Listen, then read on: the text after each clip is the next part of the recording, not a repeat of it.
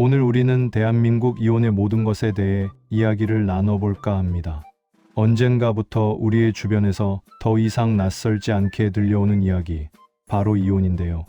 과거에는 숨겨야 할 일로 여겨졌던 이혼이 이제는 개인의 선택이자 삶의 한 부분으로 받아들여지는 사회적 변화를 겪고 있습니다.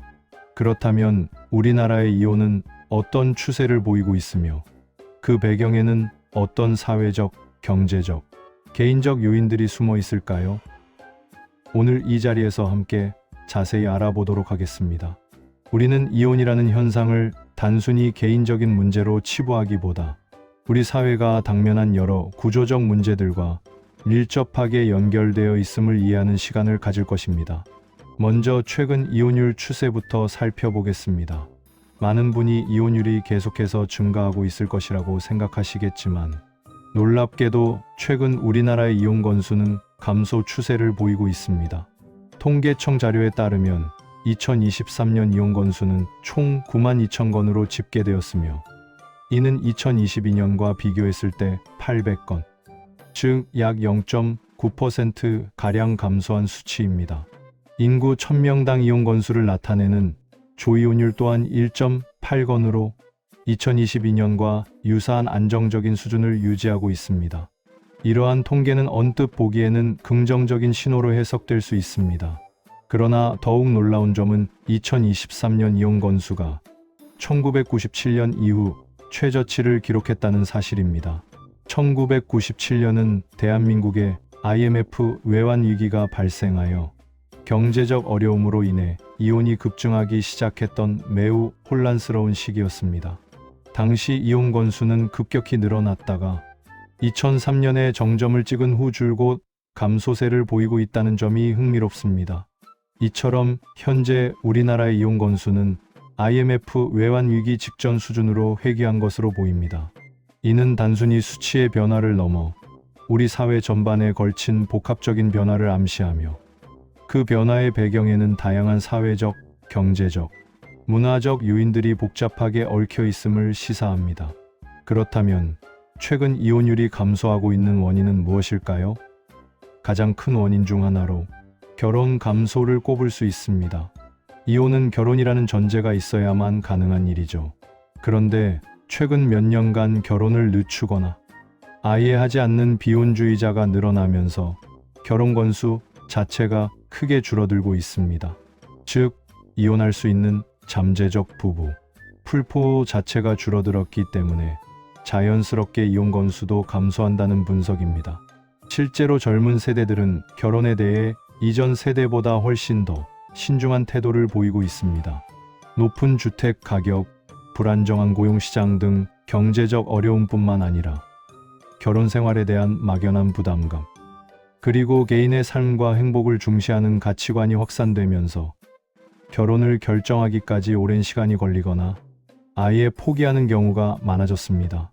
결혼이라는 문턱이 높아진 만큼 과거처럼 섣부른 결혼을 했다가 후회하는 경우가 줄어들어조기 이혼혼인 지속 기간 4년 또한 감소하는 추세로 이어지고 있습니다. 이는 결혼에 대한 인식 변화와 함께 개인의 삶의 질을 중요하게 여기는 현대 사회의 흐름을 반영하는 현상으로 볼 수 있습니다. 또 다른 분석으로는 IMF 외환 위기의 간접적인 영향도 언급됩니다. 1997년 IMF 외환 위기 당시에는 실직, 사업 실패 등으로 인해 많은 가정이 해체되는 아픔을 겪었습니다. 그때 가족의 불안정성을 직접 목격했던 자녀 세대들이 성장하여 현재 성인이 되어 결혼 정년기를 맞으면서 결혼에 대해 훨씬 더 신중해지는 경향을 보인다는 분석도 있습니다. 그들은 결혼을 단순히 행복의 약속이 아닌 현실적인 문제들을 함께 헤쳐나가야 할 동반자와의 신중한 계약으로 여기는 경향이 강해졌습니다. 경제적 안정과 배우자와의 신뢰를 결혼의 핵심 가치로 여기며 충분한 준비 없이 결혼하는 것을 경계하는 태도가 이혼 감소에 일정 부분 영향을 미쳤을 가능성이 있습니다. 과거의 경험이 현재 세대의 가치관 형성에 지대한 영향을 미친 사례라고 할 수 있습니다. 주택 가격 하락 또한 황혼-이혼 감소에 영향을 줄 수 있다는 의견도 조심스럽게 제시되고 있습니다. 주택은 부부 공동의 중요한 자산으로 이혼 시 재산 분할의 핵심이 됩니다.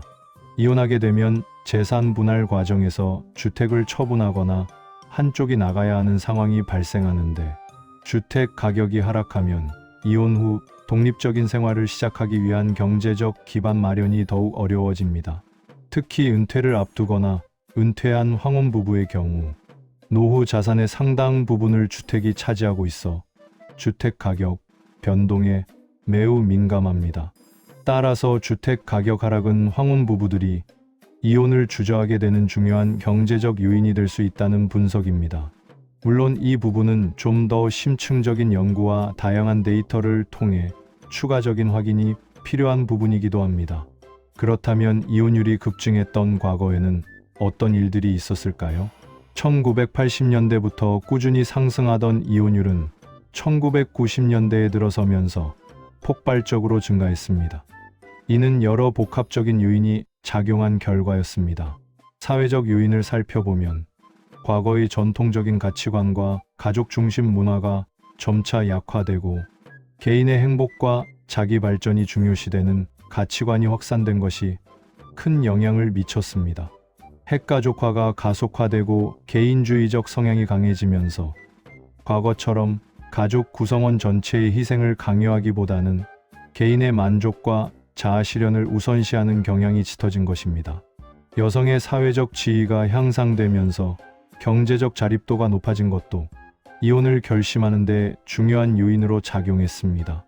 과거에는 여성들이 경제적 이유로 불행한 결혼 생활을 참고 견디는 경우가 많았지만, 이제는 자신의 삶을 주체적으로 선택하고 결정하려는 움직임이 강해진 것입니다. 교육 수준 향상과 더불어 사회 참여가 활발해지면서 여성들이 더 이상 남성에게 전적으로 의존하지 않고도 독립적인 삶을 영위할 수 있게 되면서 이혼에 대한 사회적 시선 또한 변화하는 계기가 되었습니다. 경제적 요인 또한 이혼율 급증에 빼놓을 수 없는 부분입니다. 특히 IMF 외환 위기와 같은 국가적인 경제 위기는 많은 가정에 엄청난 부담을 안겨주었습니다. 대량 실업과 기업 부도 사태가 속출하면서 가계 경제가 급격히 어려워졌고, 이는 부부 갈등의 주요 원인으로 작용하여 이혼으로 이어지는 경우가 많았습니다. 경제적 압박은 부부 간의 심리적 안정감을 무너뜨리고 가정 내 불화와 갈등을 증폭시켜 결국 가족 해체라는 비극으로 치닫게 만들었습니다. 경제적 어려움은 비단 외환 위기뿐만 아니라 가장의 실직, 사업 실패, 과도한 부채 등 다양한 형태로 부부 관계에 균열을 일으키는 주요 원인이 되어 왔습니다. 안정적인 경제적 기반이 부부 관계 유지에 얼마나 중요한 역할을 하는지를 여실히 보여주는 대목입니다. 개인적인 요인도 무시할 수 없습니다. 삶의 질과 자아 실현 욕구가 증가하면서 배우자와의 갈등을 더 이상 참고 견디기보다는 자신의 행복을 찾아 나서려는 사람들이 늘어났습니다. 과거에는 이혼은 안 된다는 사회적 통념과 주위의 시선 때문에 불행한 결혼 생활을 유지하는 경우가 많았지만, 시대가 변하면서 개인의 행복과 존엄성을 우선시하는 경향이 강해진 것이죠. 성격 차이, 생활 방식 부조화, 배우자의 외도나 폭력, 가족 간의 갈등 등 다양한 개인적인 문제들이 이혼의 직접적인 원인이 되었습니다. 또한 결혼과 이혼에 대한 사회적 인식이 변화하면서 이혼이 더 이상 낙인이 아닌 개인의 삶을 위한 선택으로 받아들여지기 시작한 것도 이혼율 증가에 한몫했습니다. 개인의 가치관 변화와 더불어 이혼에 대한 사회적 통념이 완화되면서 불행한 결혼 생활을 끝내고 새로운 삶을 모색하려는 용기를 가진 사람들이 늘어난 것입니다. 법 제도의 변화도 이혼율 추이에 영향을 미쳤습니다. 2016년 이혼 소송 관련 판례가 변화하고 이혼 절차가 간소화된 것도 이혼을 결심한 사람들이 실제로 이혼으로 나아가는 과정을 좀 더 용이하게 만들었습니다. 특히 협의 이혼 시 숙려기간 도입, 재산, 분할 청구권 강화 등은 이혼 결정에 신중을 기하게 하면서도 동시에 이혼을 통한 새로운 출발을 위한 법적 기반을 마련해 주었습니다. 법적 절차가 복잡하고 까다로울수록 이혼 문턱이 높아지지만, 반대로 절차가 간소화되면 이혼을 시도하는 사람들이 늘어날 수 있습니다. 이는 이혼 절차가 개인의 권리 보호와 사회적 비용, 최소화라는 두 가지 측면에서 어떻게 균형을 찾아야 하는지에 대한 중요한 논점을 제공합니다. 이혼율은 연령대별로도 흥미로운 특징을 보입니다. 현재 우리나라의 평균 이혼 연령은 남성 49.9세, 여성 46.6세로 나타나고 있습니다.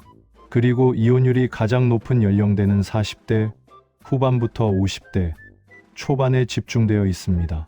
특히 최근에는 결혼 후 20년 이상 된 부부의 이혼율 증가, 즉 황혼 이혼이 두드러지는 경향을 보이고 있습니다. 이는 자녀들이 모두 독립하고 난 후 더 이상 자녀를 중심으로 묶여 있을 필요가 없어지면서 각자의 삶을 찾아 나서는 부부들이 늘어나고 있기 때문으로 분석됩니다. 긴 결혼 생활 동안 쌓였던 갈등이 뒤늦게 표출되거나 은퇴 후 함께 보내는 시간이 많아지면서 서로의 차이를 감당하기 어려워지는 등의 이유도 황혼 이혼 증가에 영향을 미칩니다. 경제적인 독립이 가능해진 여성들의 경우 더 이상 참고 살 이유가 없어졌다고 판단하여 이혼을 결심하는 경우도 많습니다. 황혼 이혼은 단순한 부부 관계의 해소를 넘어 노년기의 삶의 질, 주거 문제, 경제적 자립 등 다양한 사회적 문제와 연결될 수 있어 심도 있는 사회적 논의가 필요합니다. 오늘 우리는 대한민국 이혼의 다양한 면모를 살펴보았습니다. 이혼율의 감소가 단순히 긍정적인 신호만은 아니라는 점을 기억해야 합니다. 결혼 건수 자체가 줄어들고 있기 때문에 이혼율이 감소하는 현상일 수 있기 때문이죠. 이혼율 감소의 이면에는 높은 주거비, 불안정한 일자리, 육아 부담 등 결혼에 대한 젊은 세대의 심화된 고민과 사회경제적 부담감이 자리 잡고 있을 수도 있습니다. 이는 단순히 개인의 선택 문제를 넘어 국가적인 차원에서 저출산 문제와도 깊이 연관되어 있음을 시사합니다. 결론적으로 이혼은 단순히 한 개인의 불행한 사건이 아니라 우리 사회의 변화를 반영하는 중요한 지표라고 할 수 있습니다. 결혼에 대한 가치관의 변화, 여성의 사회적 지위 향상, 경제적 환경의 불안정, 그리고 법 제도의 변화 등 복합적인 요인들이 상호작용한 결과가 현재의 이혼 추세로 나타나고 있습니다.